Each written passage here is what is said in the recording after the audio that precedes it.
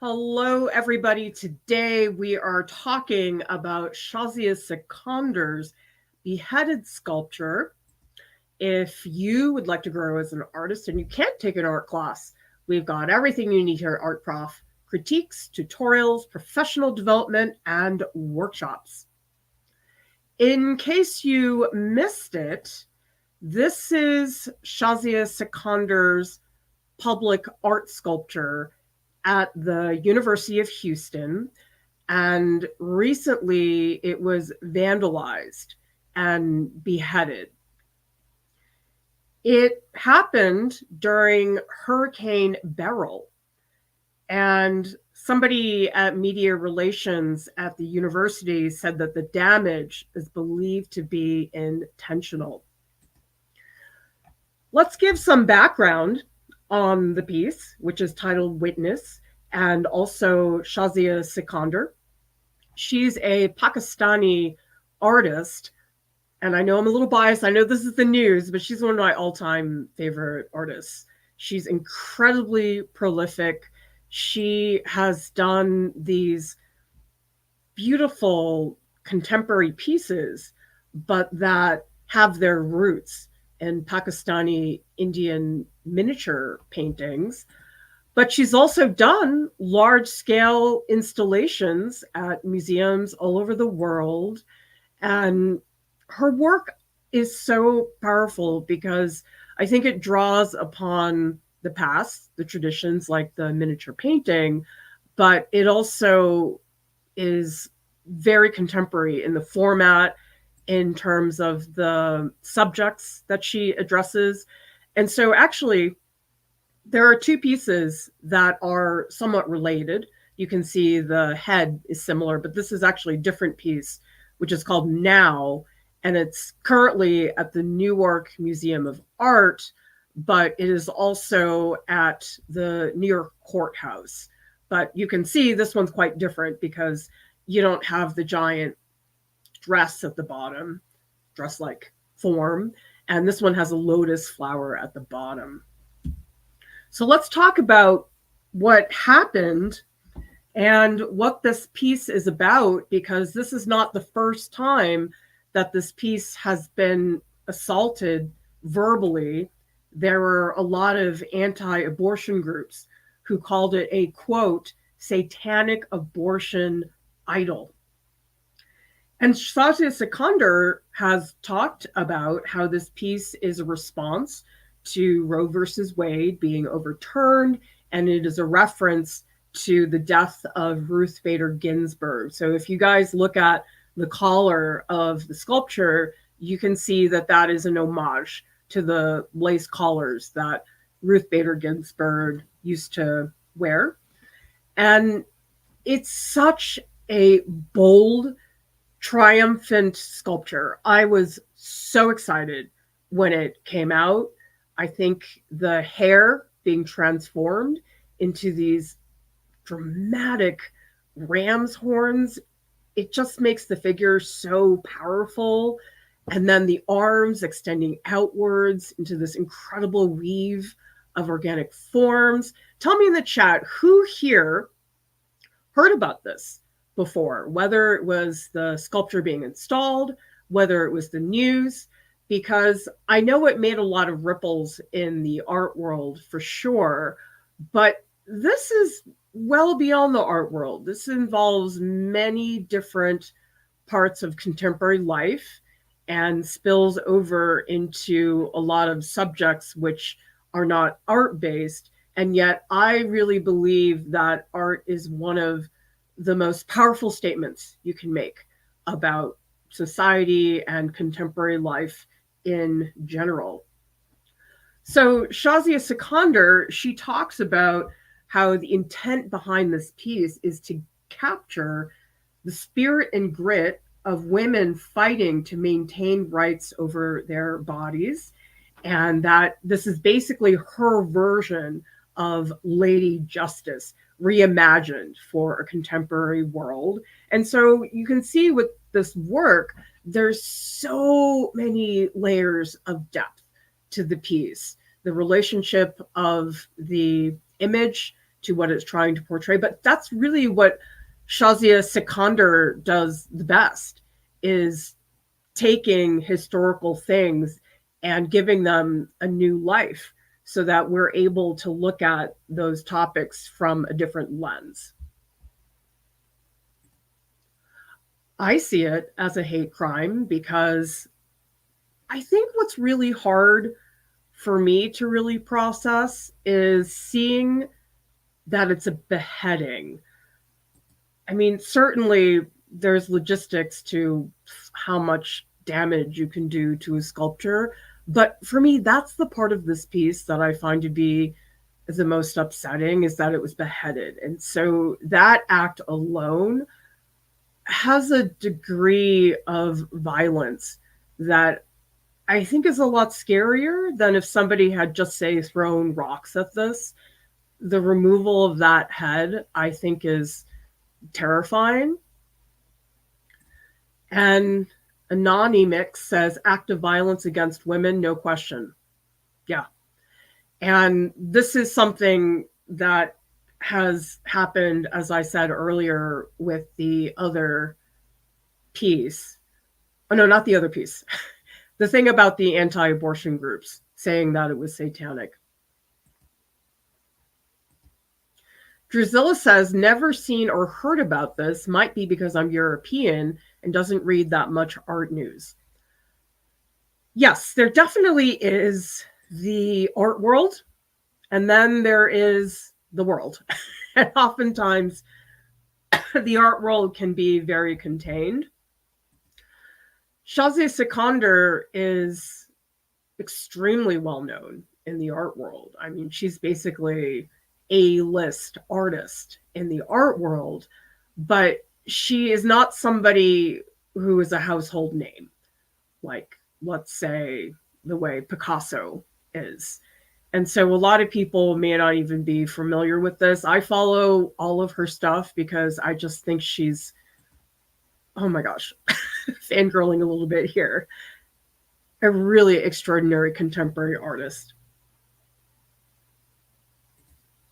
Janice says, it's hard when people really believe in that stuff. If you actually believe, then it really is a worry. I don't know how you deal with that. And another thing to think about as well is the role of art in contemporary life.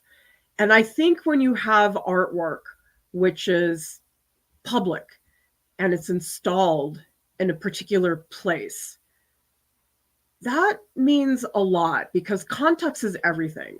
So right now we have a piece that is on an academic campus, University of Houston. But it's interesting that her other piece called Now, which has a similar upper figure, but then the bottom is quite different,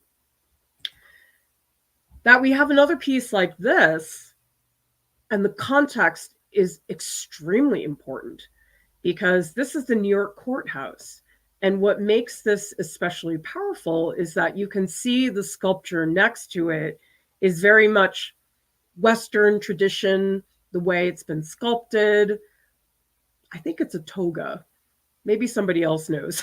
Anyway, it has that Greco-Roman tradition in terms of how the sculpture is made. It's also probably a white man. And there are many of these sculptures all over the top of the courthouse.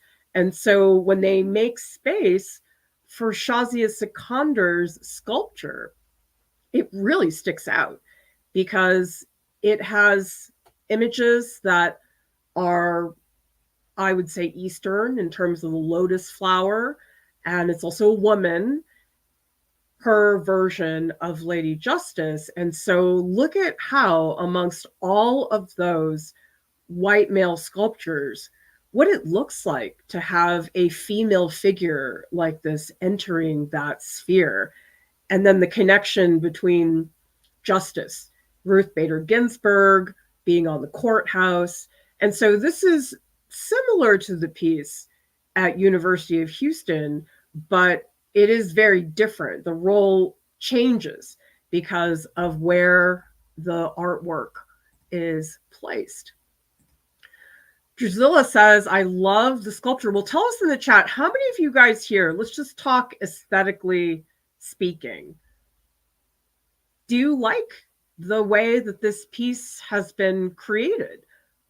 There's obviously a very tremendous weight on the subject matter, but let's talk about some of her visual choices in terms of how the piece is created. Because I do think that from a textural point of view, I think it's extremely powerful, because if you look at the form here in the sculpture, just the body is extremely smooth. And I think what that does is it really emphasizes the curvature of the figure. It's very organic looking, but it also doesn't have a lot of specifics in terms of anatomy. And so the way I see it is you have all this visual activity at the top. You have the curling of the hair. You have this extension of these fluid snake-like shapes at the top. You also have the collar. And so when you have something which is really dramatic at the top, it really shifts the way we conceive the figure. Now, this one at the University of Houston is quite different in terms of the bottom. If you guys look at it, it has a sort of dress-like, cage-like structure, and it also has all of these patterns overlaid. And so this completely gigantic shift for this sculpture.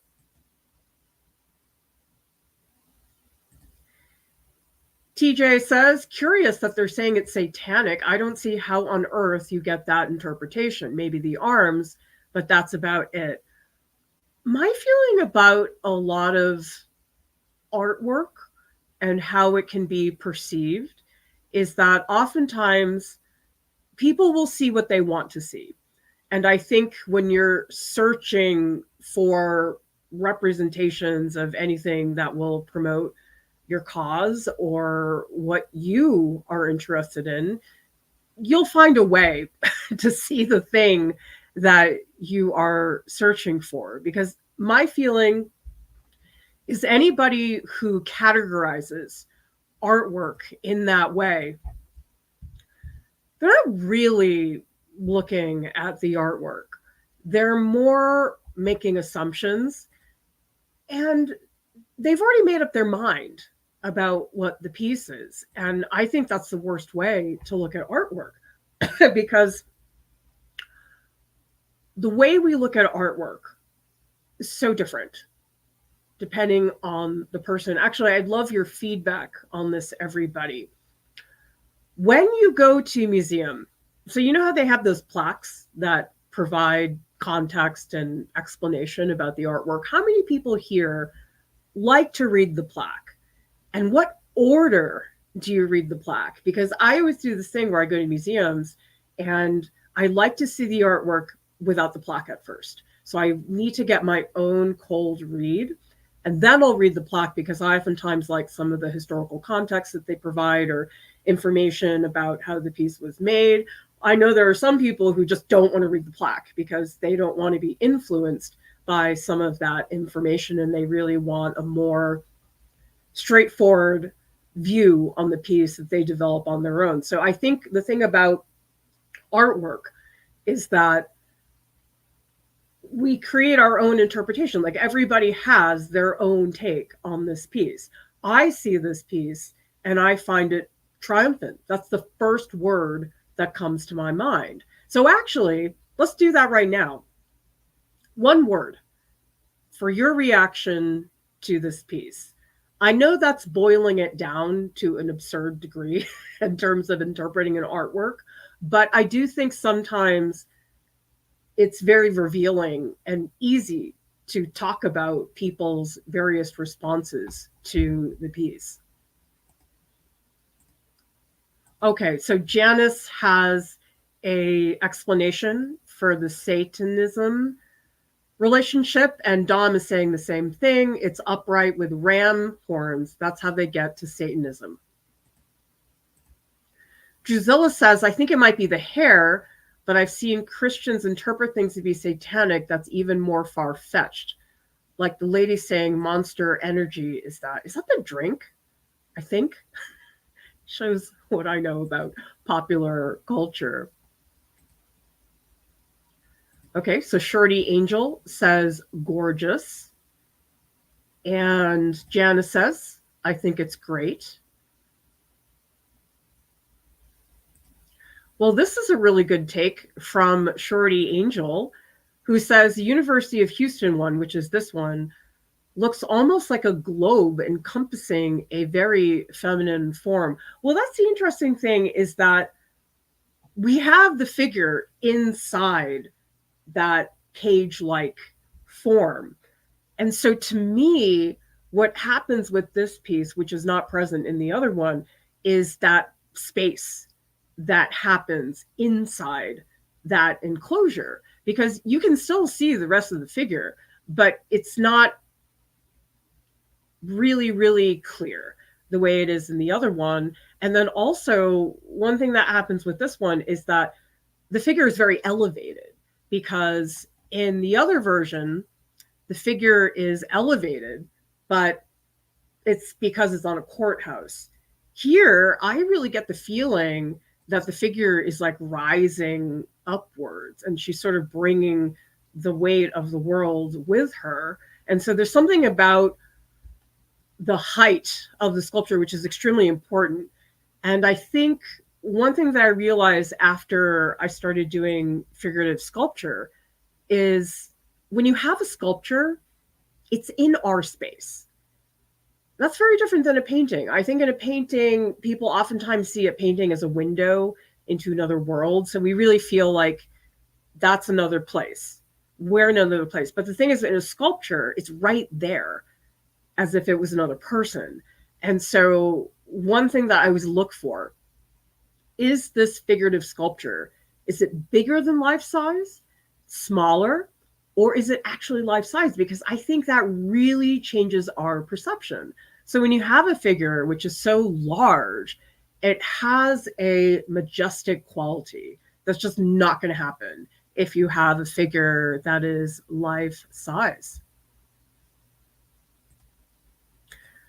Sardinier says she controls the narrative now. She said, no, don't repair the destruction. They can place a plaque or something and outline what the head should have looked like and what it was meant for. Well, this is the part that, I mean, I had chills up my spine when I read about this. And so naturally, with any public art sculpture, they're going to want to repair it. That's the first impulse. But Shahzia Sikander was very specific. She said that she does not want the artwork repaired. And this is what she said, quote, the damage reflects the hateful, misogynistic art, and it should not be forgotten. And so she explains that this attack, quote, it is part of the history of the work and is a testament to the power of art. And so this idea that a piece of artwork has a history, that's not new. I mean, we all have heard to some degree about the Mona Lisa and that dramatic theft, and there's all kinds of artworks that have a history like that. And that's a big part of what the artwork is all about. But the thing is, most of the time, that history is something you read about. It's in a plaque. We oftentimes don't get the physical evidence of that story, because most people don't want to display a damaged painting in a museum. They have conservators who, for good reason, are repairing the work to preserve it. But she's saying no to all of that. So what do people think about that? Does anybody think that she should have had it repaired? Do people think that's an important part of this piece? Because I love what she said about the history of a piece and what happened.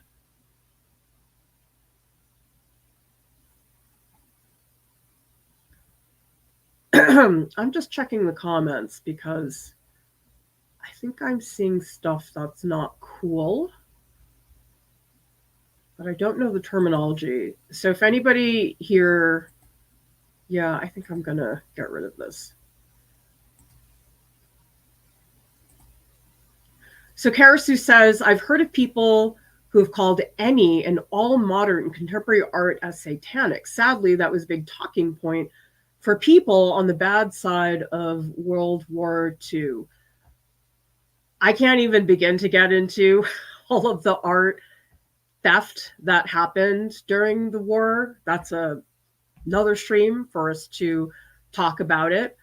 But again, it's like people will see what they want to see. And actually, one thing that really was meaningful for me is in the past, when I've really struggled as an artist and felt that I was having a really difficult time in academia, I was talking to one of my former professors, Andrew Raftery. Some of you guys may have seen him on our channel so far. And he told me the problem with academia is that you're working with basically 15 people. It's ridiculous. It's like a little dysfunctional family. But he said, you know something? Those 15 people that you have to work with all the time, they've already made up their mind about you. They're not going to shift their perception of who they've decided they think you are. And so he said, one of the most important things as an artist is the new people, the people who have never seen your work, who have not made up their minds about who you are. He said those are the people that are the most important. And I think that's sort of the same thing about this, is that despite this being a terrible hate crime, it is something that is bringing attention to this sculpture.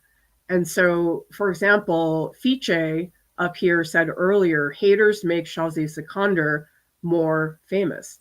Yeah, because it's another round of publicity for this artwork that just was not there before.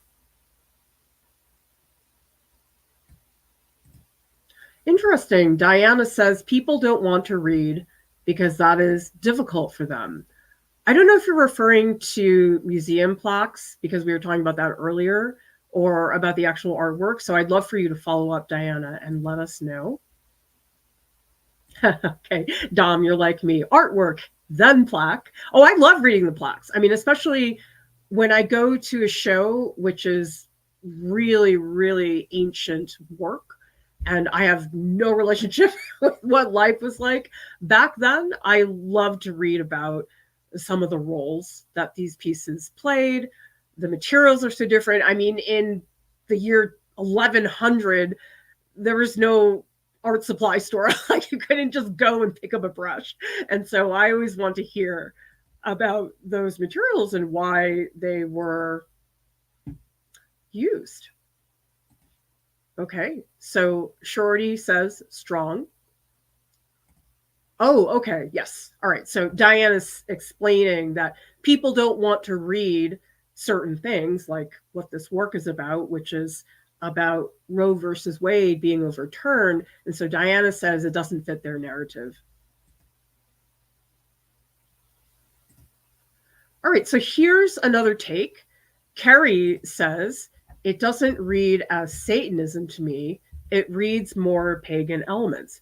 Exactly. So everybody looks at this differently, because to me, the thing that really stuck out immediately was the collar, which is a reference to the death of Ruth Bader Ginsburg. Now, other people may not even think about that. Maybe some people don't know about the collar that Ruth Bader Ginsburg, well, her collars, that she was really famous for. And then the other thing for me that really sticks out is the ram horns, the hair. And that's more because of the visual, because the visual of those ram horns, it's really, really striking. And so that was the second thing that I noticed. And then I looked at the other parts of the sculpture. So actually, that's really important too, is when you sit down and you look at a sculpture, what do you see first? What is the thing that catches your eye? So tell me in the chat, what was the first thing you saw? Because the collar certainly is not as dramatic. I mean, it's flat, it's patterned, but the hair is at the top. It's extremely dynamic the way it's put together. And so It depends on what you notice first. The recognition of the collar, the drama of the hair depends on the person. Sardinier says, where's the head? Well, the head is gone because it was vandalized, beheaded at the University of Houston. So this is not the way it's supposed to look. It was damaged by, well, not damaged, it was attacked by these people. I like these interpretations. For example, Carrie says the skirt is held up by the world if we're taking a global impression. You know, it's interesting. I had the same reaction that it does have elements of looking like a globe. I think we've all seen the globe that has all the lines on it. And then the shapes, they're not specific country shapes or anything like that, but they read as a global experience. And so I definitely had that impression as well. Carrie? Okay, so Janice says rising out of a cage. I like that a lot because only part of her is in the cage. The rest is pushing upwards. And I do feel that upward movement with this piece. All right, so George says powerful. Diana loves the power move. Repairing removes meaning. Well, I think the thing about leaving the damage really clear is it provides another read. Because, okay, we could look at the piece by itself before it was attacked, and we have a read there. But then seeing that it's been attacked in this way, that adds a whole other element. Shahzia Sikander described it as the history of the artwork.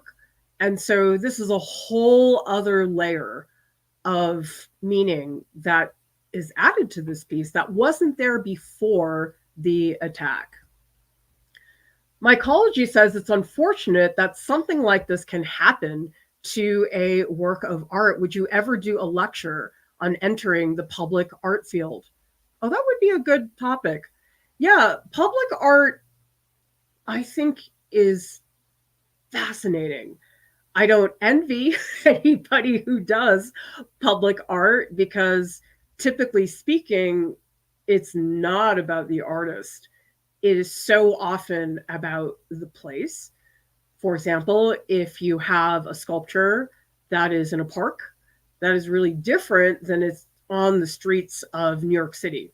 It's something you stumble upon because that's the thing about public art is most of the time you don't choose to see it. So for example, somebody who's going into a museum, they've chosen to go into that museum. They know that they're going there to look at the artwork. Now, public art, that's not the case. If a public art piece is on the streets of New York City, people are not choosing to go see it. I mean, some people do, obviously, but it is the type of thing that you stumble upon. The other thing about public art pieces is that they are very political because there's typically the cities involved or the people that own the space and residents. And actually, there's a public art piece. I gotta show this to you guys. Just give me a second. I have to look it up. So there is this whale sculpture in Salt Lake City, and I think it just got put up a couple of years ago. And I feel so bad for the people who have to live here because there are people's houses that are right across the street. Okay, I found it. Oh, no, I lost it again. Okay, so these people are living across the street from this whale, and people are furious about this whale. Okay, here we go. Let me bring that back. Okay. Look at this, you guys. Okay, so I'd love to hear from you in the chat. This is this huge whale sculpture, and you can see from the photo how big it is. And there are people's houses like literally 100 feet from this whale. And so if you live there, You basically have to wake up and see that whale every day. Okay, first of all, it's Utah. It's a desert. Why is there a whale? Fundamentally, I just think that's absurd. And I know some people really love the color. It's not my cup of tea. It's a little rainbowy, and it's like you can't not look at it. It's just the way that it's put in that place. You have to see it. You can't walk in the other direction. It's around this like rotary. And so there's always cars driving around, people going for a walk and everything. And so the neighbors were so mad about it, and they ended up putting all these gnomes in front. It's just the most ridiculous thing.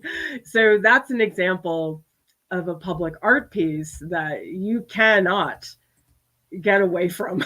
It's just right across your street near your house.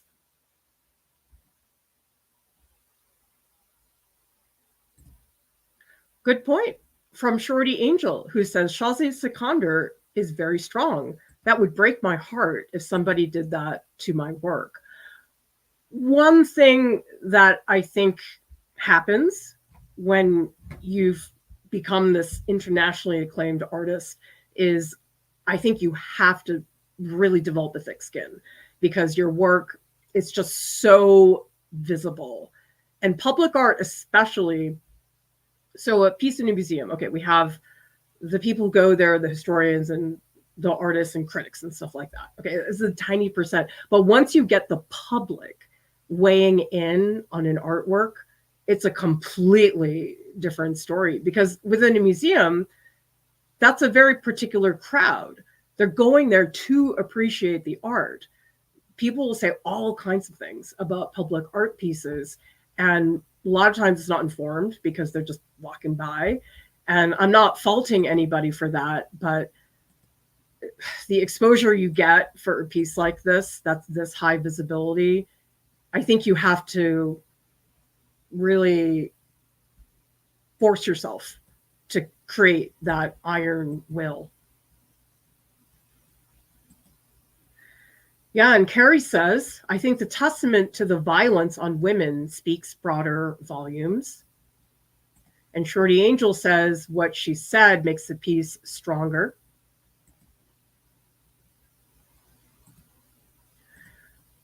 So Drusilla says, it could look great with the missing piece in something like tough glass, but I always want the artists to decide. Definitely up to the artist how they want to do that. And I'm really happy that the university is allowing her to do that. But there's something about not seeing the head that I think is especially pronounced because when we see a figure, we look to the face. I mean, if you meet somebody, hopefully you go to their face to create that engagement. And so when the face, which is the primary thing about a person for most people, there's something really difficult there. For example, let's say somebody walked by this piece without the head and they'd never seen the original piece.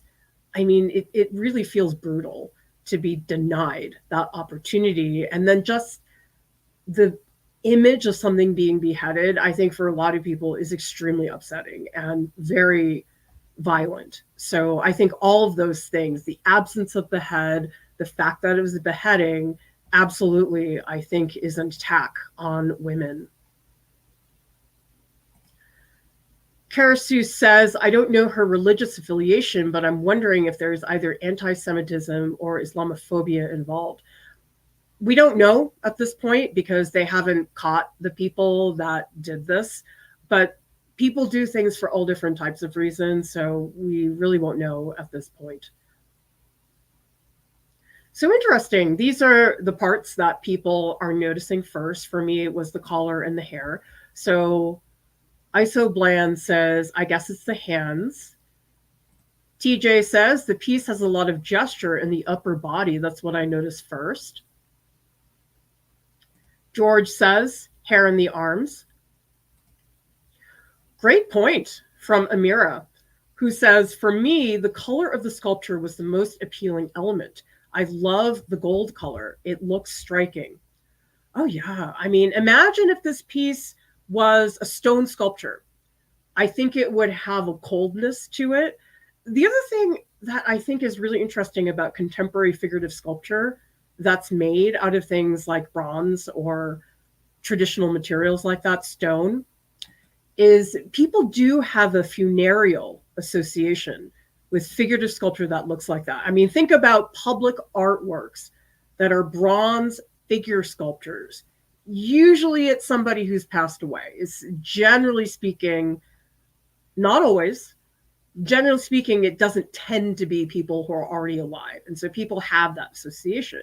And so when you make a figurative sculpture and it's not bronze and it's this really majestic color, that completely shifts the way that we see the artwork.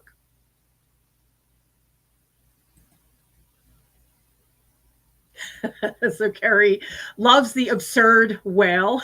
Shorty Angel likes it. Well, see, the thing, here's my feeling. I have a good chuckle when I drive by, but I don't know that I want to see that every day. I walk out my door. Okay, so Shorty Angel, the delusion of an oasis. George says, looks like an old seafood shack on the coast. Yes, bringing a bit of the ocean to the desert dwellers. Frank is asking, do they know where the head is?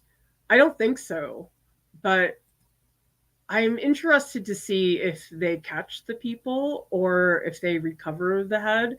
I mean, that'll be another part of the history of this piece. So TJ says, there's so much that the material says about the work and the artist. Western art is very much marble and cold. This isn't. Well, especially when we look at the comparison between the two pieces on the courthouse, you can see that the male sculpture on the left, it really sort of sinks into that landscape. I'm not saying that the artist had any control over the building that's behind it, but also because that sculpture is the same color and material as the courthouse. And so it sort of sinks into that space. And then you look at Shahzia Sikander's sculpture, and I almost feel like she's leaping upwards and is so majestic. I mean, you can't but notice how much a piece like that sticks out. And I think that's a big part of women in history who have contributed to progress for women's rights, that they stood up above a very big crowd to make their cause known. And the gnomes are an absurd response. Yes. I don't know how they thought of that. I mean, that would not be my first reaction when it came to doing something like that. All right, everybody, we are going to do a Discord chat right after this stream. You can meet me in the post live streams channel. And if you're not in our Discord, you should come hang out with us because we are really fun. 24/7 global art party. Open Studios Club is a really fun casual voice session that you guys can join. And it's really cool because people work on their personal projects. We chat on voice. We talk about all kinds of things. It's almost like a live podcast in which you can participate in. And it's so much fun. So if you are in our Discord, we give everybody a free session. So I hope you guys will take part in that giveaway because I love talking to you all on voice. Oh, out of date slide. Whoops, out of date. Jeez, I don't think I updated this slideshow very well. Yeah, gosh, I did not. What's going on here? You can sponsor a video. A lot of the videos that we have done on printmaking have been because somebody in our community generously contributed to make that video happen. Join our Patreon group. This is where you get weekly voice lessons with staff. I do critiques in there, and there is no 3-to-1 critique rule. These are the kinds of critiques I leave in the Patreon channel. They're very long and very nerdy. It's also, in my opinion, the best place for you to make art friends. Oh my God, I did not. This is way too many slides. Okay, anyway, thank you to our incredible top Patreon supporters who make it possible for us to not have a paywall. Visit artprof.org. There's lots of content on there that's not on YouTube. Use the search bar. Art Prof has a podcast. It's available on Spotify and also on iTunes. And subscribe for more tutorials, critiques, and business tips. Wow, I was not prepared today. There's supposed to be a guinea pig picture there. Anyway, have a great day, everybody. I'll see you next time. Bye.